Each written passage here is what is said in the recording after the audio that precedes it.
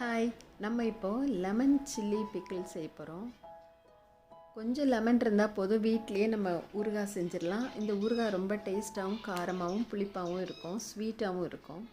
பச்சை மிளகாவை toothpick stick வச்சு அங்கங்கே சின்ன சின்ன ஹோல் போட்டுக்கோங்க. ஏன்னா அந்த லெமன் ஜூஸும் அந்த காரெல்லாம் உள்ளே இறங்குறதுக்காக அது ஊறும் போது.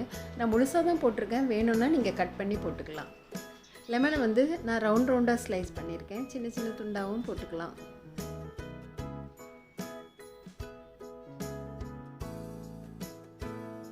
ஒரு ஜாடியில் போட்டுக்கோங்க, இல்லை கிளாஸ் பாட்டிலில் போட்டுக்கோங்க.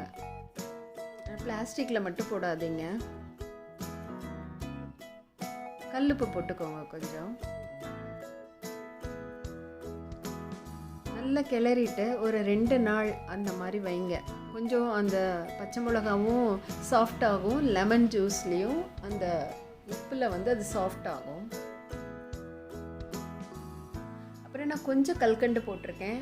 ஏன்னா இது புளிப்பு, காரம், இனிப்பு டேஸ்ட்டில் இனிப்பே தெரியாது. ஆனால் அந்த 3 டேஸ்ட்டும் பேலன்ஸ் ஆகி சூப்பராக இருக்கும்.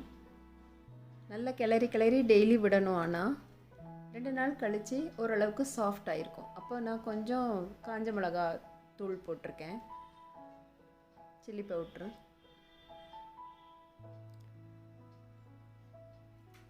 அப்பப்போ ஃப்ரெஷ்ஷாக எப்போ வேணுமோ நம்ம செஞ்சுக்கலாம். இதை கொஞ்சம் கடுகும், நார்மலாக நம்ம எல்லா ஊறுகாய்க்கு போடுற மாதிரி கொஞ்சம் கடுகும் வெந்தயமும் போட்டு நல்லா வறுத்துட்டு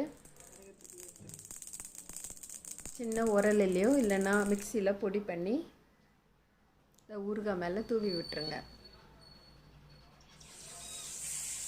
அப்போ நல்லெண்ணெய் கொஞ்சம் நல்லா எடுத்து காய வச்சு அந்த ஊறுகாயில் ஊற்றிடுங்க. ஆனால் டெய்லி கிளறி விடுங்க, அப்போ தான் நல்லா ஈவனாக ஊறும்.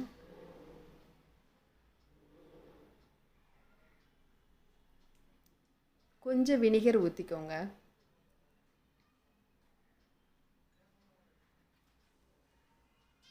நாலு நாள் கழித்து பார்த்தா பாருங்கள் எப்படி ஊறி இருக்குன்னு சொல்லிட்டு. இன்னும் டேஸ் ஆக ஆக நல்லா ஊறிடும். பட் நான் கொஞ்சமாக பண்ணதுனால சீக்கிரம் தீர்ந்து போயிடும். ஆனால் ரொம்ப டேஸ்ட்டாக கர்ட் ரைஸ்க்கு, சாம்பார் ரைஸ்க்கு சூப்பராக இருக்கும். ட்ரை பண்ணிவிட்டு சொல்லுங்கள். தேங்க்யூ.